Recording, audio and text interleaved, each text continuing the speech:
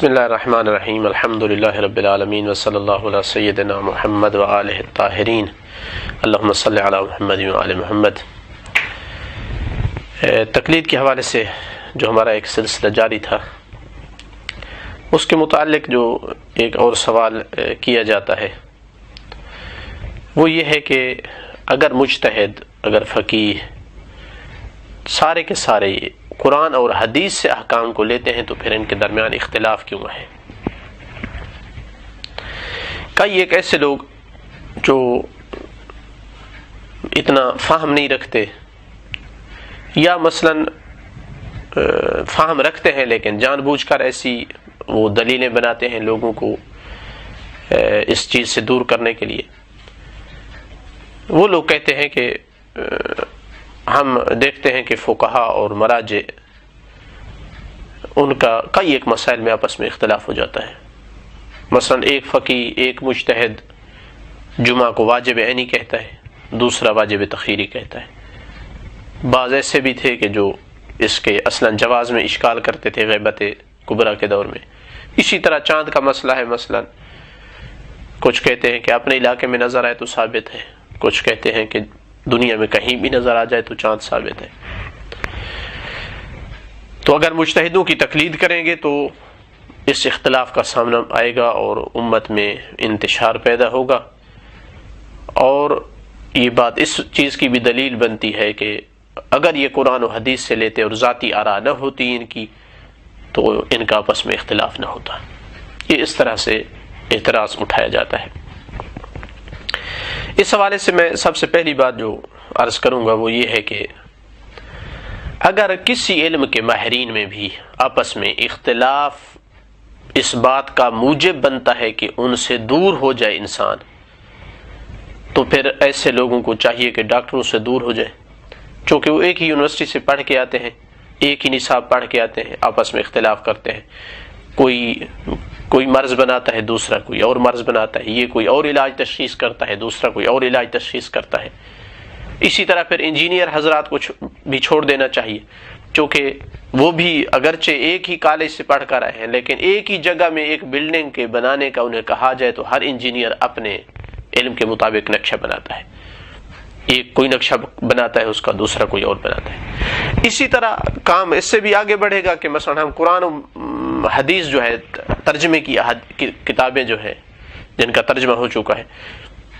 ان میں اگر اختلاف ہے اور پایا گیا ہے اختلاف کا، یہ حدیث کے ترجمے، قرآن کی کا ایک آیات، تو پھر اس کا مطلب ہے ترجمے کو بھی چھوڑ دیا جائے، چونکہ وہاں مترجمین نے آپس میں اختلاف کیا ہے۔ جبکہ کوئی بھی وہاں ایسی بات نہیں کرتا کہ اختلاف ہے ان کے درمیان، ڈاکٹروں کے درمیان، انجینئرز کے درمیان، لہٰذا ان کو چھوڑ دو۔ کیوں؟ چونکہ جانتا ہے اگر ایسی بات کی تو لوگ پاگل سمجھ کر دور کر دیں گے۔ لیکن دین بیچارہ ہے، یعنی اس کا حقیقی وارث جو ہے امام زمانہ پردہ غیبت میں ہے، جو جس کے دل میں آتا ہے، ذہن میں آتا ہے، اپنی من گھڑت باتیں ان کو رواج دے رہا ہے۔ پہلی بات یہ ہے۔ دوسری بات یہ ہے کہ یہ کیسے ہو سکتا ہے اصلاً کہ اختلاف نہ ہو؟ یعنی اس کا مطلب ہے کہ آپ یہ کہنا چاہتے ہیں کہ شیخ طوسی یا شیخ مفید رحمۃ اللہ علیہما ان سے لے کر آج تک کے مجتہد اس 1200 سال 1100 سال کے عرصے میں ان سب کا علم ایک جیسا ہونا چاہیے، ان کا فہم ایک جیسا ہونا چاہیے، ان کا تجربہ ایک جیسا ہونا چاہیے، ان کی محنت ایک جیسی ہونی چاہیے، سب کے سب ایک ہی روایت کو لیں، دوسری کو سب کے سب مثلاً چھوڑ دیں، اور اس روایت جس کو لیں سب کے سب ایک ہی اس کا معنی کریں، اور سب کے سب اس روایت کو صحیح سمجھیں۔ اصلاً کیا یہ عقل میں آنے والی چیز ہے؟ اصلاً ممکن نہیں ہے۔ تیسری بات کہ کیا یہ اختلاف صرف اصولی مجتہدوں میں ہے؟ آپ اخباری علماء کو دیکھ لیں، صاحب ہدایق کی ہدایق کو دیکھ لیں، اور فیض کاشانی کی فقہ کی کتابوں کو دیکھ لیں، کتنی جگہ پہ آپ اختلاف کا ملاحظہ کریں گے۔ تو پھر اس کا مطلب ہے کہ اخباری علماء کو بھی چھوڑ دیں، اصولیوں کو بھی، اور شاید اس بنیاد پر اگر تمام علماء کو چھوڑ کر کوئی دور ہو جاتا ہے کہ ان میں اختلاف ہے تو میرے خیال میں اس کو دانا کہا جائے گا۔ چوتھی بات اگر علماء میں اختلاف کی وجہ سے ان سے حکم نہیں لینا، چونکہ ان میں اختلاف ہے مراجع میں، تو پھر کیا ہے؟ یعنی دین کی چھٹی کر دی جائے، کیا کہنا چاہتے ہیں؟ یا پھر خود تحقیق کرے ہر بندہ؟ اب اگر خود تحقیق کرنے لگا ہر بندہ تو یقیناً اختلاف پہلے سے بھی بڑھ جائے گا. پہلے تو 8-10 مجتہد تھے جن کے فتاوے مختلف تھے، اب ہر بندے کا علیحدہ دین ہوگا. چونکہ ایک مسئلے میں مثلا وسائل الشیعہ میں 20 روایتیں ہیں ایک موضوع پر، ہر بندہ ایک روایت لے کر کے اس کو اپنا مذہب بنا لے گا. تو آپ جو حل دینا چاہتے ہیں یہ اسی طرح ہے جس طرح کہا، عربی میں کہا جاتا ہے کہ فرا من المطر تحت المذاب، کہ ایک بندہ بارش سے بھاگا اور پرنالے کے نیچے آ کر کھڑا ہوا، یہ نتیجہ نکلے گا. پانچویں بات یہ ہے کہ ایسی باتیں کرنے والا گویا یہ کہنا چاہتا ہے کہ ایاذ باللہ وہ ائمہ معصومین علیہ السلام سے زیادہ دانا اور عقل مند ہے، کیونکہ یہ اختلاف تو ان کے دور میں بھی پایا جاتا تھا علماء میں،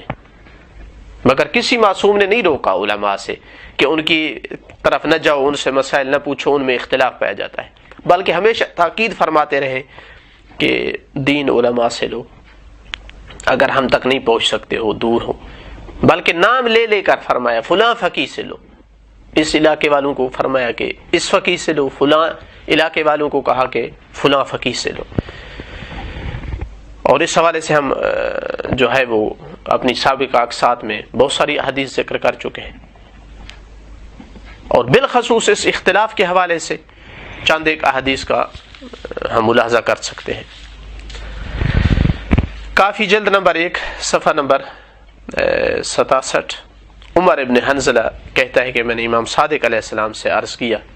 کہ 2 آدمیوں کے درمیان ہمارے شیعہ میں سے اختلاف ہو گیا ہے دین میں یا میراث کے مسئلے میں. تو امام علیہ السلام نے فرمایا کہ جو بھی ہماری حدیثوں کو روایت کرنے والا ایسا آدمی کہ جو ہمارے حلال اور حرام کو سمجھتا ہو اور ہمارے احکام کی معرفت رکھتا ہو، یعنی فقیہ ہو، عام راوی نہیں، تو اس کو اپنے درمیان ثالث قرار دو، اور میں انہیں تم پر، اس آدمی کو تم پر حاکم قرار دے رہا ہوں. پس اگر وہ ہمارا حکم لگائے تو اس کو قبول کرنا ہے، جس نے قبول نہ کیا تو اس نے اپنے رب کے حکم کی اہانت کی ہے، اور اس آدمی کے حکم پر رد کرنا ہمارے اوپر رد کرنا ہے، اس کا انکار ہمارا انکار ہے. آگے راوی کہتا ہے، ہمارا جو شاہد ہے، راوی کہتا ہے کہ مولا وہ اگر اختلاف کر جائیں آپس میں، اور اختلاف بھی حدیث کی وجہ سے کیا ہے، مثلا ایک نے ایک حدیث لی ہے، اس کو تطبیق دیا ہے، دوسرا کہتا ہے کہ نہیں یوں ہے حدیث، دوسری حدیث لے لی، تو پھر اب یہ اعتراض کرنے والا آدمی شاید ہوتا تو کہتا کہ علماء کو چھوڑ دو پھر اگر وہ اختلاف کر رہے ہیں. لیکن امام علیہ السلام نے کیا فرمایا؟ الحکم وہ ما حکم به اعدلهما وافقههما، کہ حکم وہ ہے کہ جو ان دو میں سے زیادہ بڑا فقیہ اور جو زیادہ عادل ہے اس کا حکم جاری ہوگا، اور جو زیادہ حدیث میں سچا اور زیادہ صاحب ورع تقوی ہے، اور دوسرے کے حکم کو چھوڑ دو. تو اس کا مطلب کیا ہوا؟ امام علیہ السلام یہ فرمانا چاہتے ہیں کہ اگر علماء کے درمیان اختلاف ہو جائے تو چھوڑ نہیں دینا علماء کو، ان میں سے جو عالم اور افقہ ہے اس کی بات مانو. تو اب جو اعتراض کرتا ہے کہ اختلاف ہے فقہاء میں لہذا چھوڑ دو، اس کا مطلب ہے وہ ائمہ علیہ السلام سے بھی آگے چلنا چاہتا ہے. دوسری حدیث مثلا آپ دیکھ سکتے ہیں تہذیب الاحکام جلد نمبر 6 صفحہ نمبر 301 پر، موسیٰ ابن عقیل نمیری کہتا ہے کہ امام صادق علیہ السلام سے پوچھا گیا ایک ایسے آدمی کے بارے میں کہ اس کے اور اس کے بھائی کے درمیان جھگڑا ہے کسی حق میں، اور وہ 2 آدمیوں پر اتفاق کرتے ہیں کہ وہ فیصلہ کریں گے، اور انہوں نے اختلاف کیا ہے. امام نے پوچھا کیف یختلفان، کس طرح اختلاف کیا ہے؟ تو یہ کہتا ہے کہ میں نے عرض کیا کہ ہر ایک نے اپنے ساتھی کے حق میں حکم لگایا ہے، اس نے اپنے ساتھی کے حق میں، اس نے دوسرے نے اپنے ساتھی کے حق میں. تو یہاں بھی امام نے جواب میں یہی فرمایا ينظر الى اعدلهما وافقههما، ان دونوں میں سے جو زیادہ عدالت والا اور زیادہ فقاہت رکھنے والا ہے، بڑا فقیہ ہے، اللہ کے دین میں زیادہ فقاہت رکھتا ہے اس کا حکم نافذ ہوگا۔ فقیہ میں من لا یضر الفقیہ جلد نمبر 3 صفحہ نمبر 8 پر داؤد الحسین ان ابی عبداللہ فی رجلین، ایسے دو آدمی کے بارے میں امام صادق سے پوچھتا ہے کہ جو دو عادل آدمیوں پر ان کا اتفاق ہوا، ان کو درمیان میں ثالث قرار دیا کسی امر میں جو ان میں مورد اختلاف تھا،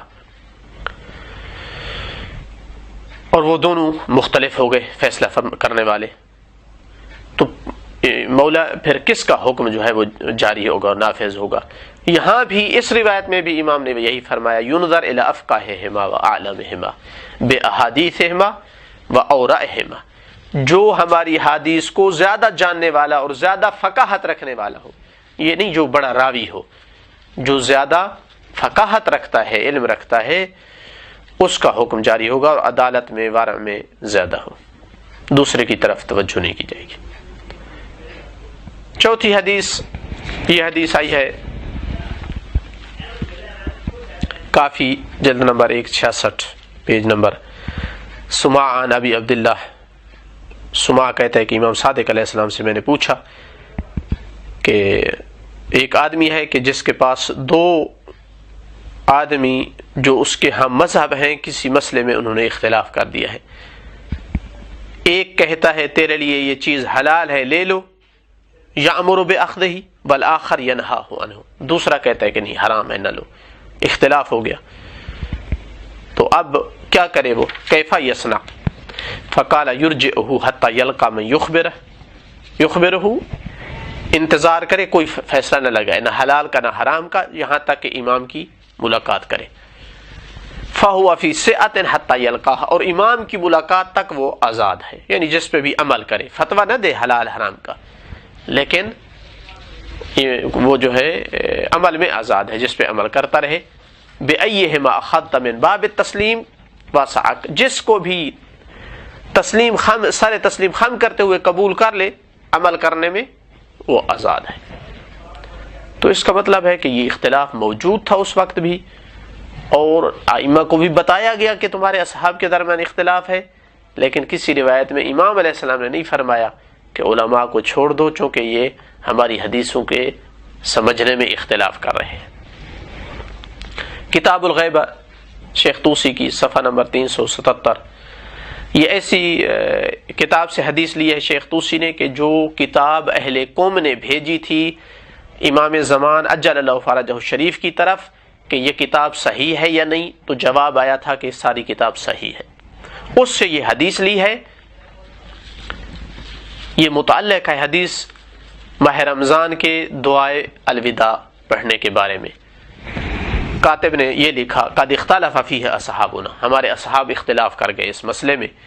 فبعضهم یقول یقرأ فی آخر لیلۃ منہ، بعض کہتے ہیں کہ ماہ رمضان کی آخری رات میں پڑھے، اور بعض کہتے ہیں کہ آخر دن میں پڑھے، یعنی آخری رات بھی گزر جائے، جب ماہ شوال کا ہلال نظر آئے تو اس کو پڑھے۔ جواب میں لکھا ہوا یہ آیا العمل فی شہر رمضان فی لیالی ہے، ماہ رمضان میں جو عمل ہے وہ اس کی راتوں میں ہے، یعنی آخری رات میں الوداع کی دعا پڑھی۔ تو یہاں پھر ایک بار سائل ذکر کر رہا ہے کہ تمہارے اصحاب جو ہے شیعہ علماء روات اختلاف کر رہے، لیکن امام نے صحیح حکم بتایا ہے، ساتھ یہ نہیں کہا کہ پھر علماء کے پاس نہ جاؤ۔ اسی طرح کتاب الغیبہ ہی میں 378 پیج پر محمد بن عبداللہ بن جعفر الحمری یہ لکھتا ہے حسین بن روح کی طرف کہ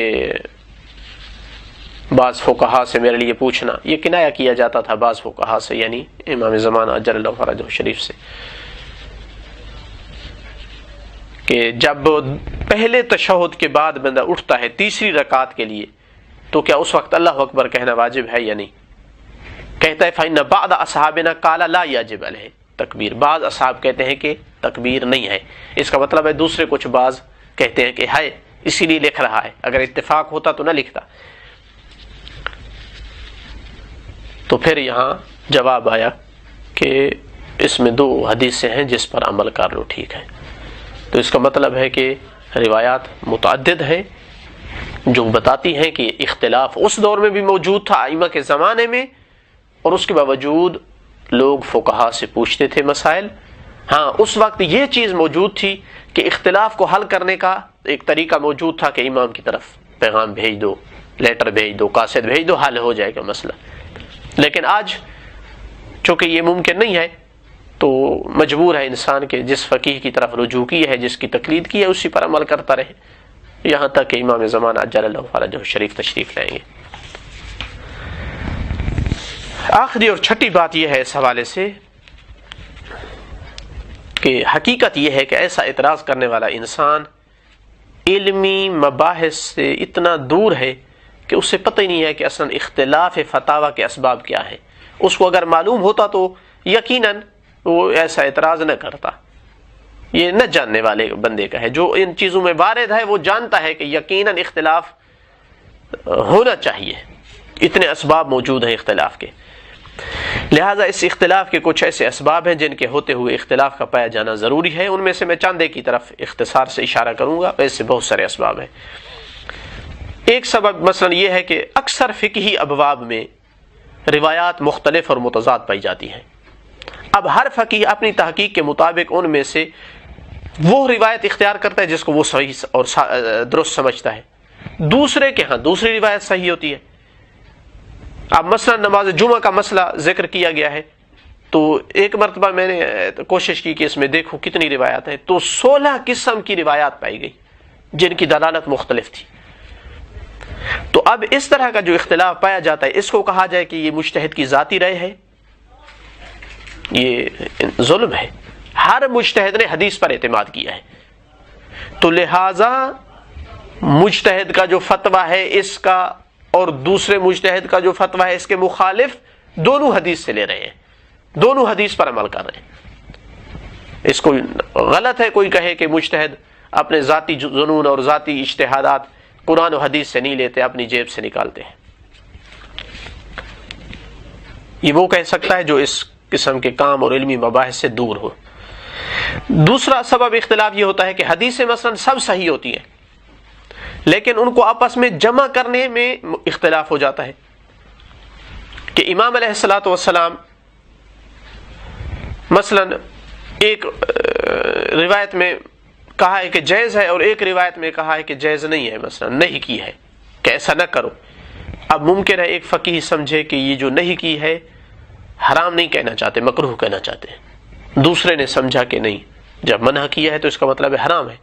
اب جو اس نہیں والی روایت کو کراہت پر حمل کر رہا ہے تو پھر کوئی مشکل نہیں، جواز باقی رہے گا لیکن مکروہ ہوگا، لیکن جو حرام پر حمل کر رہا ہے تو وہ اس کام کو کہے گا کہ یہ اس میں حرام والی روایت اور جواز والی ٹکرا رہی ہیں، اور ممکن ہے اگر کوئی مرجح پایا گیا ہے حرام والی روایت کا تو وہ فتویٰ دے سکتا ہے کہ یہ عمل حرام ہے۔ تو اس کا معنی یہ ہوا کہ یہ اختلاف اس طرح کا نتیجتاً یہ بھی حدیث پر عمل کرنے کا نتیجہ ہے، اس نے اور طرح سے جمع کیا ہے حدیثوں کے درمیان، اس نے اور طرح سے جمع کیا ہے۔ تیسرا سبب اختلاف مثلا یہ ہوتا ہے کہ بعض دفعہ حدیثیں مختلف نہیں ہوتی لیکن ان کے الفاظ کی تفسیر میں اور توضیح میں اختلاف ہو جاتا ہے۔ مثلا اب چاند کے بارے میں آپ کہہ رہے ہیں کہ اختلاف ہے، اب چاند کے بارے میں آیا ہے کہ صم للرؤیا وافطر للرؤیا، اس وقت روزہ رکھو، ماہ رمضان سمجھو جب چاند کو دیکھو، اور اس وقت افطار کرو یعنی عید قرار دو جب چاند کو دیکھو۔ اب دیکھنے سے کیا مراد ہے؟ ضروری ہے صرف آنکھ سے دیکھیں؟ بعض نے یہی معنی سمجھا، بعض نے کہا ہے کہ نہیں، دیکھیں جس سے بھی دیکھیں، حتیٰ ٹیلیسکوپ کے ذریعے سے دیکھ لیں۔ اسی طرح کیا پوری دنیا میں کہیں نظر آ جائے تو یہ دیکھنا متحقق ہو گیا ہے یا نہیں؟ دیکھنے سے مراد ہے ہر کوئی اپنے علاقے میں دیکھے۔ تو جو بھی فتویٰ دے رہا ہے ان اختلاف کرنے والوں میں سے، بن نتیجہ وہ حدیث پر اعتماد کرتے ہوئے کہ میں نے حدیث سے یہ سمجھا ہے، کوئی اپنی جیب سے کوئی چیز نہیں لا رہا ہے۔ اسی طرح قرآن مجید کی تفسیر اور فہم میں اختلاف ہو جاتا ہے، آیت کے معنی میں اس کے پاس اپنی دلیلیں ہیں کہ یہ معنی ہے، لغت میں اس طرح استعمال ہوا ہے، عرب اس طرح استعمال کرتے تھے، اس کے پاس اپنی دلیل ہے، تو بن نتیجہ یہاں بھی قرآن پر عمل کرنے میں اختلاف ہو رہا ہے، کوئی اپنی طرف سے کچھ بھی نہیں بنا رہا۔ الغرض یہ سب اختلافات لوٹ جاتے ہیں قرآن و حدیث کی طرف. کوئی مجتہد اپنی طرف سے نہیں بناتا ہے، ہر مجتہد معذور ہے، اور مقلد اس حالت میں کوشش کرے کہ جو مجتہد زیادہ تجربہ کار ہے، زیادہ سمجھدار ہے، اس سے فتویٰ لے، تو ایسا مقلد بھی معذور ہے، چونکہ اس کے علاوہ جب تک امام علیہ السلام غیب ہیں کوئی حل نہیں ہے. لیکن کچھ لوگ جو علمی طور پر اتنے کمزور ہیں کہ ان مسائل کو نہیں سمجھ سکتے، اور اس سے بھی بڑی مشکل یہ ہوتی ہے کہ وہ پھر دین کی ترجمانی کی بھی کوشش کرنا شروع کر دیتے ہیں، بجائے اس کے کہ وہ مثلا ان چیزوں کے بارے میں پوچھتے اور اپنے علم میں اضافہ کرتے. تو آخر پہ کہوں گا کہ اگر کسی کو بھی ہماری اس بات کی ابھی تک سمجھ نہیں آئی ہے ان چیزوں کی، تو پھر ہمیں اس کائنات میں زیادہ نہیں 2 بندے ایسے دکھا دے